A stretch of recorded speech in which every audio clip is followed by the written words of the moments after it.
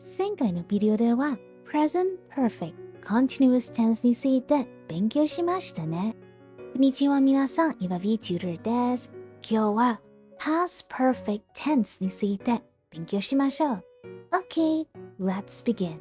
The past perfect tense is quite a long lesson, so I will be dividing this into 3 parts. For past perfect tense, it's an action that happened before another action, or a time in the past. Basically, it's like past before the past. The structure is subject plus had plus verb 3. It's divided into 3 groups, but we will first look at the time clauses. Before, one action happened earlier than another. I had finished eating before she called me. After, one action happened right after another.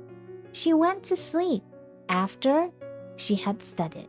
By the time, something was already done before the moment or event. By the time the test started, I had left my notes. When, this is when 2 past actions and 1 happened earlier. He had left when I arrived. Already, action that was done earlier than expected. We had already seen the movie before class. Just is an action that finished a moment before something.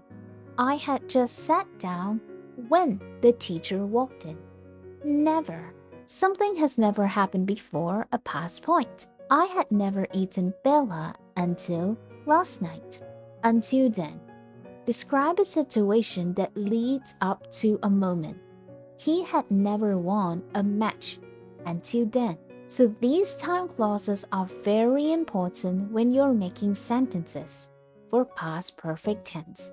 Now, let's go through the different usage of this tense. I would first describe the timeline concept. So I said that there are 2 actions. One happened first and the other happened later. Let's take a look at this timeline. The first action, you have to use past perfect, which is had plus verb 3.